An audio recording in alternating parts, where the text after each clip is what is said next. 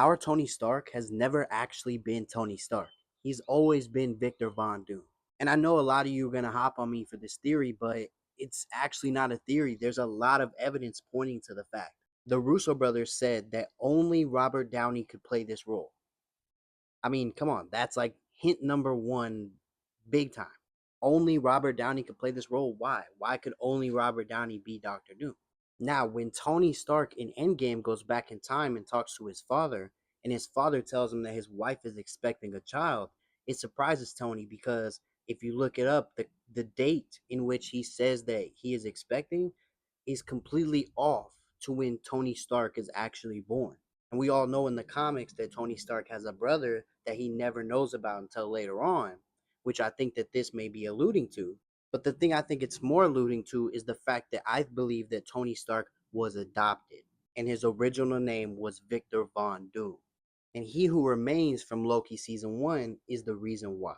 I believe he manipulated the timelines by removing certain characters that could potentially stop him, like the Fantastic Four and the X-Men. Now, why would He Who Remains do this? And more specifically, why would he change Victor Von Doom into being Tony Stark? Why wouldn't he just remove Victor Von Doom?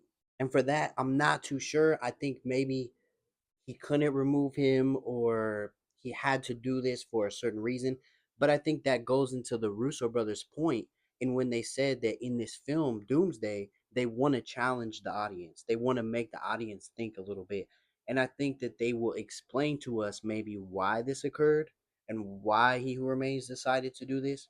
But ultimately, I think it makes a lot of sense if our Tony Stark has always been Victor Von Doom when you look at the fact that I believe he was adopted, when you look at the shock on his face and the way that it's been explained in that scene that it was not the date anywhere near close to when Tony Stark was born. Now, that could be the play on the fact that he has a brother, but I also think that it's a play on the fact that he was adopted, like I said.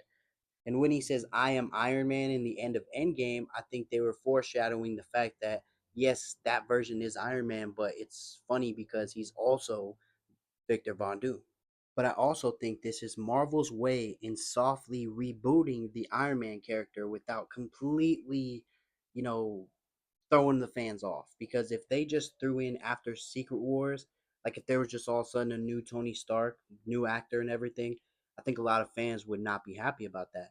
But if Tony Stark was never actually the real Tony Stark, and then in Avengers Endgame or Secret Wars, sorry, we get introduced who to the person who actually is Tony Stark in every other universe, then I think that's a little bit more of a warm welcome because it's like, well, in every other universe, this guy is actually Tony Stark.